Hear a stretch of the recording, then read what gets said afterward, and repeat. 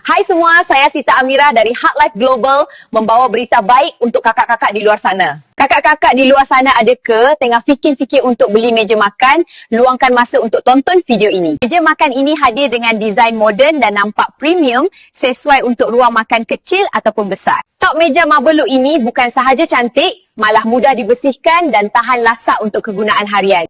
Kerusi pula direka secara ergonomik, bila duduk lama pun masih rasa-rasa selesa dan sportif.